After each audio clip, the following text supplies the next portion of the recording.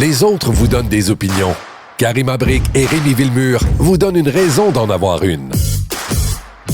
On m'informe que Nick Payne est en route et sur la route. Sois prudent, Nick. Là. Je sais que tu nous écoutes. Là, on va t'attendre. OK? On est capable de t'attendre 5 minutes. Karima, il va nous parler, puis on va en parler avant lui, là, d'Air Canada, parce que Air Canada et le français, on le sait, c'est une belle... Non, c'est pas du tout une belle histoire d'amour. Ça a jamais bien... Écoutons, c'est quand la dernière fois qu'on a entendu dire que leur rapport au français était juste comme celui qu'on attendait? Il y a eu toute l'affaire avec Michael Rousseau. Michael Rousseau s'en va. Là, c'est concernant le niveau de bilinguisme des employés qu'on entend à nouveau parler d'Air Canada. Air Canada est soumise à la loi sur les langues officielles. Il faut quand même juste le rappeler. Donc, ils ne sont pas capables d'atteindre la cible. La cible, ça serait d'avoir tous des employés bilingues partout, puisqu'ils savent tous parler anglais, il faudrait qu'ils savent parler français. Mais les explications qu'ils donnent sont incroyables. Là. Écoute, c'est parce qu'il y a un article ce matin dans le Journal de Montréal, on nous parle de ça. On nous dit que finalement, Air Canada, il va avoir moins de Français sur les vols internationaux. On parle d'une dizaine là, de vols internationaux, ce qu'on appelle des longs courriers là, dans le jargon, parce que Air Canada a décidé d'abaisser l'exigence. Habituellement, tu as au moins 2 employés, OK, sur le plancher. Là, disons 2 employés dans l'avion qui doivent au moins être bilingues. Et là, pour l'été, et ça va se passer comme ça jusqu'à l'automne pour une dizaine de liaisons, ça va être le minimum, ça va être 1. OK? Mais là, on s'entend-tu que, tu sais, dans des longs courriers, tu peux avoir énormément de passagers, là. Tu sais, c'est comme, il n'y a pas 12 passagers, là. C'est plus qu'une centaine de passagers. Donc là, tu te retrouves avec, finalement, pratiquement personne qui parle le français. Moi, je vais te le dire tout simplement, là, Rémi, je trouve que Air Canada, sur la question du français, c'est une honte nationale. Ils sont tenus de respecter la loi, tu l'as mentionné, sur les langues officielles, mais ils trouvent toujours une façon de détourner un petit peu. Tu sais, on respecte, mais on fait tout, en fait, pour se foutre de la gueule des gens. Tu sais, c'est un peu ça, là. Puis à un moment donné, on comprend qu'au Canada, les 2 langues officielles, s'il y en a une qui se fait piler ses pieds, bien, excuse-moi, ça sera pas l'anglais, ça va être le français. Fait que les francophones, mangez vos bas. Tu sais, that's it. Et là-dessus, ça, c'est assez intéressant. Le vice-président service en vol d'Air Canada, il s'appelle Andrew Yeo. Tu sais, qu'est-ce qu'il a dit sur les pistes de solutions qui sont complètement lunaires? Non, c'est pas pire, celle-là. Ça, c'est génial. Il dit, regardez, si jamais, là, mettons là, qu'il y a des clients francophones qui ont besoin d'aide pendant que le membre d'équipage bilingue est en période de repos, il dit, pour les messages d'intérêt général, il est recommandé d'utiliser le iPad. Sortez votre iPad, là, il y a une situation d'urgence et la panique dans l'avion. Bien là, il dit, il y a des annonces qui sont d'urgence qui sont préenregistrées. Là, vous allez mettre le combiné, là, le micro du combiné des agents pour le diffuser dans l'avion. Hey, bravo, champion. Bravo. Mais moi, sais-tu quoi? Je sais que tu vas trouver que je suis cynique, mais j'ai comme... Ça me fait plus rien, moi, quand je lis des affaires de même. Ça me fait juste plus rien. Je m'attends plus à rien.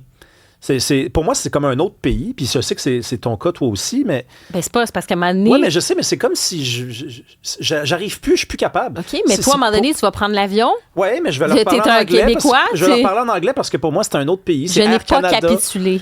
Ouais, je sais, mais c'est ça. C'est une honte nationale, mais rendu là, moi, je me sens juste mal pour les Franco-Ontariens, les Franco-Manitobains, ben oui. Ceux qui parlent français et qui tiennent à rester dans le Canada parce que, ben voilà tout, c'est leur pays. Mais en fait, tu dis qu'ils ont ce qu'ils méritent, c'est ça que tu dis? Non, pas du tout. C'est juste que je me sens vraiment mal pour eux. Eux autres, ils voudraient peut-être être servis en français, puis je me dis, eux, c'est un vrai drame. Mais moi... Si j'embarque dans un avion d'Air Canada, pour moi, c'est une ligne aérienne d'un autre pays. Effectivement. C'est comme si j'allais sur les Emirates Airways. Là, je serais pas sûr s'ils parlent français. Je serais peut-être même pas sûr s'ils parlent anglais. Je pense qu'ils parlent anglais, mais je veux dire, je suis vraiment rendu là. Il y a eu comme un truc dans ma tête qui s'est passé. Puis je pensais que c'était le cynisme, mais c'est finalement peut-être juste le réalisme. C'est pas notre pays. C'est pas notre pays. La seule affaire qui marche pas, par contre, c'est qu'il y a des fonds publics. Quand Air Canada avait besoin de prêts, on a prêté de l'argent, ça a été remboursé, mais bon, ça a quand même été prêté, c'est de l'argent public, c'est une entreprise qui est soumise à la loi sur les langues officielles. Donc, oui, il y a une incohérence là, mais ben franchement, je sais pas, j'y arrive pas à être offusqué. Ben moi, c'est parce que ça montre, en fait, encore une fois, je pense que c'est aux Québécois aussi de se poser la question, c'est un peu ce qui nous attend. C'est parce que moi, je trouve que c'est révélateur de la place du français au Canada. sais, à un moment donné, on a beau nous dire, oui, c'est la langue, les 2 langues officielles au Canada. Je dis pas le Québec, hein. Le Québec, la langue officielle, c'est le français. Mais on a beau nous dire ça, finalement, c'est une sorte de c'est un mensonge, là. Tu sais, C'est un mensonge. Je veux dire, le Canada, c'est un pays de langue anglaise où il y a des minorités francophones qui sont de plus en plus petites, minorisées, et qui sont dans un processus d'assimilation complet, là, tu sais. Ouais, mais Donc, quand il y a un ministre, je sais pas, là, fédéral d'origine hindoue qui parle 0 français, puis le monde dit hey, ça n'a pas d'allure, c'est le ministre fédéral il devrait parler. Je suis d'accord, mais on dirait que je passe à autre chose. Pour moi, c'est juste comme, je dis pas que c'est bien, je dis juste, regarde, entrons en mode solution. Parce que l'espèce de mode s'insurger de ça pour la 1001e fois, ça n'a rien donné jusqu'à présent. Ça fait juste nous foutre en colère 2 secondes, puis la colère, ça dure juste 2 secondes. Puis après, on attend la prochaine affaire. Moi, je dis, on entre en mode solution. OK. Ben, c'est quoi la mode solution? Ah, ben, tu la connais, la solution. Tu la connais. Non, mais j'y arrive pas. Pour moi, c'est vraiment 2. Je serais même pas à l'aise de dire à ce monsieur-là, apprends le français. Mettons, il habite en Alberta, dans un endroit où il y a 0 personne qui parle français. Il a grandi là. Il a jamais compris que le français, c'était une langue officielle. Là, il parle anglais et sa langue... Ce que je veux dire, c'est qu'à un moment donné, sur la question de la loi sur les langues officielles, je pense qu'on peut dire que si tu ne te fais pas respecter là-dessus, ça ne sert à rien de les édicter, ces lois-là, parce que c'est encore plus insultant, je te dirais, pour les Québécois, pour les francophones aussi, hors Québec. C'est-à-dire que finalement, c'est là, mais on consent à détourner un peu le sens de cette loi-là. Nick Payne, toi, t'es-tu insurgé? T'étais où, là, d'ailleurs, toi? Ah, veux-tu que je te parle de Projet Montréal? Ah non, c'est vrai, c'est même plus au pouvoir, t'as plus le droit de dire ça. Je précise, Richard Martel, le député du Parti conservateur du Canada, vient de quitter le Parti conservateur. Richard Martel, l'ancien entraîneur des Saguenay de Chicoutimi. Ah oui? Oui, député conservateur au Saguenay-Lac-Saint-Jean. Là. Quand ça va pas bien, hein? Ça va pas bien pour Pierre Poilievre, mais je réponds à... Attends, ta première question, c'est... Mon arrivée ici, c'est une œuvre conjointe entre moi et Projet Montréal. Des années de mauvaises décisions sur la circulation. Mais t'étais pogné où exactement? Le pont, pour traverser de Laval vers Montréal, ces jours-ci, là, que ce soit la 19 ou le pont Viau, alors pont Viau, c'est simplement parce que Projet Montréal a voulu que ça soit chiant là, de se rendre à Montréal. Alors, il y a juste une voie. Donc, à tous les matins que le bon Dieu amène, il y a des milliers de personnes qui attendent comme ça, jusque sur le boulevard des Laurentides, parfois très haut. Et puis le pont de la 19 est en travaux. Là. Alors ça, c'est un classique québécois. Puis pour Air Canada, oui. Ouais. Où tu te ranges? Parce que Karima a fait bien. Là, elle dit, je vais me permettre de résumer ce que tu viens de dire. Toi, tu trouves que ça n'a pas d'allure? Tu trouves que Air Canada devrait respecter la loi? Moi, je suis comme rendu plus d'attente. Oui, mais c'est les deux en même temps. C'est parce qu'effectivement, ça n'a aucun sens. Mais en même temps, on est tellement habitués. C'est rendu synonyme d'Air Canada dans... la conscience collective. Air Canada et problème avec le bilinguisme ou plus précisément le français, surtout depuis Michael Rousseau, c'est vraiment deux choses qui sont liées. Puis, tu sais, c'est aussi, je pense, là, l'échec du rêve canadien qui est symbolisé dans Air Canada de plusieurs façons. Pas seulement parce que, à l'évidence, on se traîne les pieds et on ne prend pas la question au sérieux chez Air Canada. Moi, ça me semble évident. Mais je pense qu'aussi, il y a la question de la démographie. Il est tout à fait possible que, effectivement, on commence à peiner à trouver du personnel francophone là, pour occuper ces postes-là, pour remplir ses obligations face aux Français, à Air Canada. Puis ça, ben, c'est l'illustration de notre présent et de notre avenir dans le Canada, en fait. Là. Il faut bien le voir comme ça. Et d'ailleurs, même si un jour le Québec est indépendant, Air Canada ne sera pas plus francophone pour autant. Hein? Là, il y a une question de rapport de force démographique ici qui vient jouer. Mm-hmm. Non, mais c'est que je trouve que la demande, l'exigence envers les francophones sera toujours plus grande dans ce contexte canadien, dans la mesure où si tu maîtrises pas l'anglais, justement, le personnel bilingue dans les avions, si tu maîtrises pas l'anglais, c'est un problème. Si tu maîtrises pas le français, pas grave. Tu sais, c'est comme... Ouais. Tu sais, à un moment donné, tu as aussi des programmes de formation. Dans n'importe quel endroit, entreprise, on va dire, ben fais ton module parce que si tu veux conserver ton emploi, tu dois réussir ce module-là, tu dois faire cette formation-là. Ils nous disent ici, là, ils encouragent les employés à prendre des cours dans les 2 langues officielles. Tu sais, c'est comme t'encourages, tu l'exiges pas. Mais à l'inverse, les francophones porte ce poids de ce bilinguisme. Puis, tu sais, je pense que c'est une richesse personnelle, collective, de pouvoir maîtriser le français, l'anglais, je parle à l'échelle du Québec, mais dans ce cas-ci, t'es censé respecter la loi et même l'esprit, là, j'irais même plus loin, l'esprit de cette loi, de cette langue officielle. Si tu ne le fais pas, c'est que dans les faits, c'est un bras d'honneur, je trouve, envers les francophones. Non, mais c'en pays. est un. C'est juste qu'en même temps, c'est très difficile de s'en surprendre, comme dit Rémi. Puis, par ailleurs, tout ça est vraiment le reflet du contexte à la fois politique et démographique et idéologique aussi dans lequel on est. Le Canada, c'est un pays qui se considère multiculturel tout en étant parfaitement d'abord et avant tout anglophone, même si ce n'est pas de la façon dont on se présente, c'est ça quand même. Et dans ce contexte, le français, c'est une couleur parmi d'autres dans la mosaïque qui est une coche en dessous de l'anglais. Là. Alors, l'anglais, ça va de soi, c'est normal, c'est obligatoire.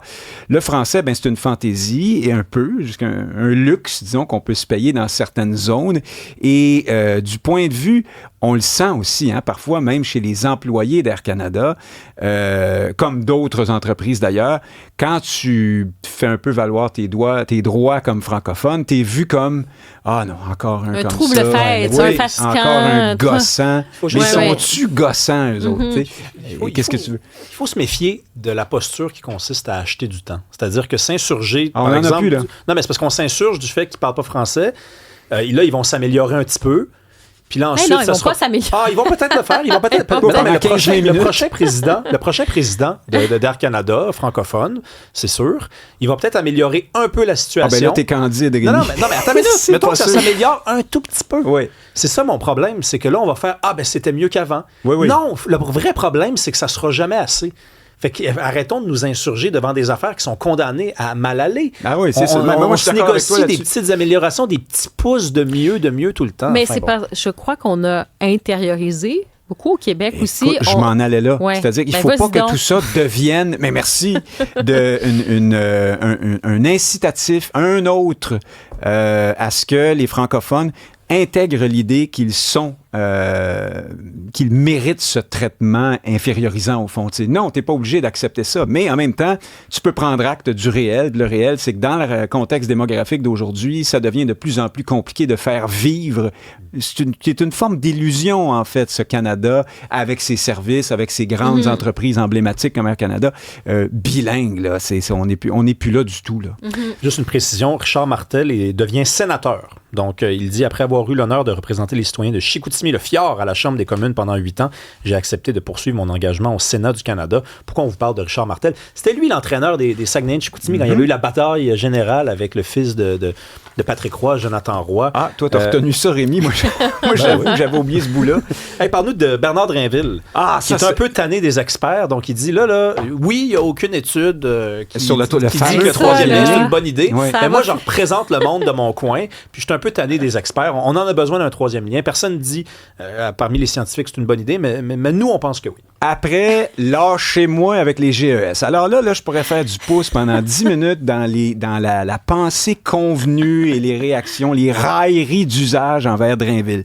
Mais je pense qu'on est dans un cas classique d'un phénomène qui se produit de façon assez récurrente là, dans notre conversation sociale. C'est ce décalage entre la perception d'une certaine classe plus médiatique, plus intellectuelle, plus universitaire, et le reste du monde, c'est-à-dire pas mal tout le monde, en fait. Et là-dessus, Drainville...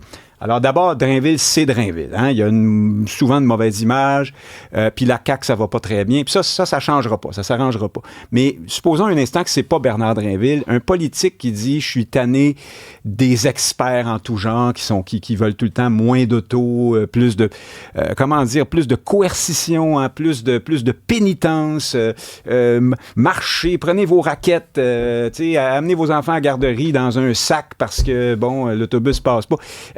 Je pense que le citoyen, entre gros guillemets, ordinaire, est d'accord avec Drainville là-dessus.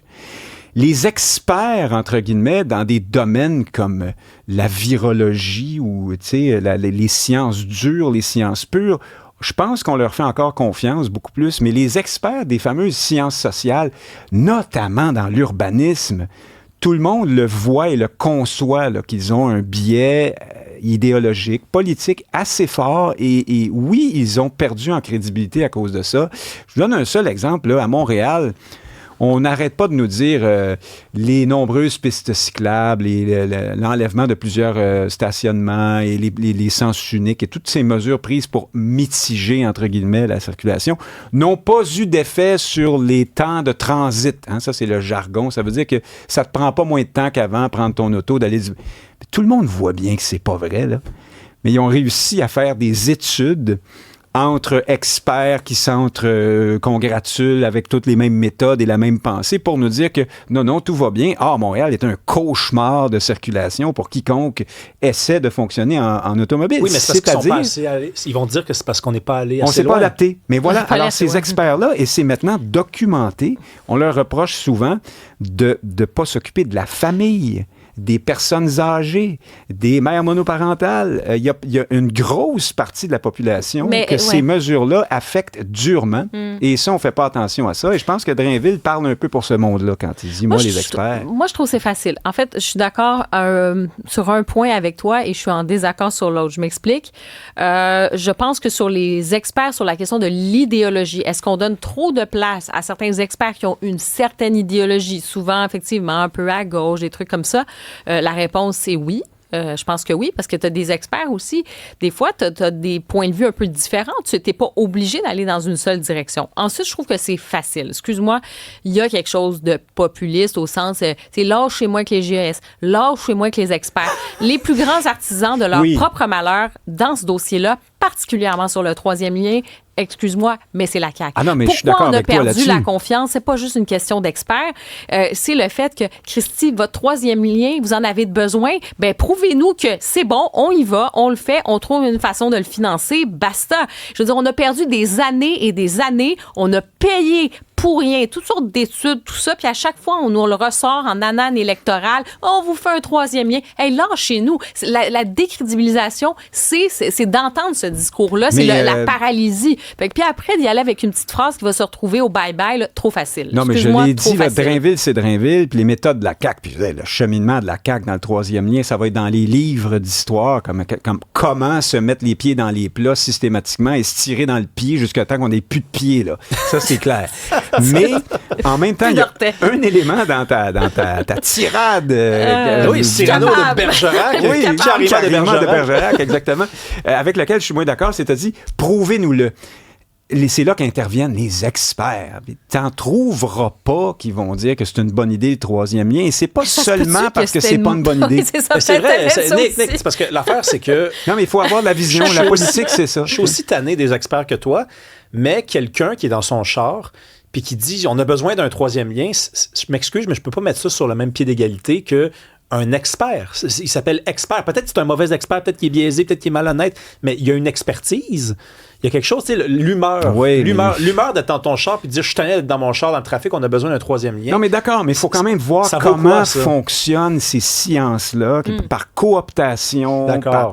Il y a vraiment un lourd biais. Mais tu sembles mettre ça sur le même pied d'égalité, même tu me sembles le mettre en dessous. Ben, je suis pas très loin de le faire, mais n'exagérons rien. Oui, il y a des gens qui travaillent fort, qui étudient et qui s'intéressent à ces questions-là, mais des fois, ça ne dit pas tout. Ce sont des sciences sociales. Mais à ce moment-là, peut-être que, par exemple, dans le projet, si on revient au troisième lien, tu sais, moi, si tu me dis, ben regarde, oui, sur la congestion, c'est pas ça, mais le gain qu'on va faire, c'est qu'on a le goût de développer tel quartier. On va créer... c'est notre capitale. On va créer, c'est ça... Il y a un pont qui tient par sa propre rouille, puis l'autre qui est juste à côté. C'est correct, là, de leur permettre...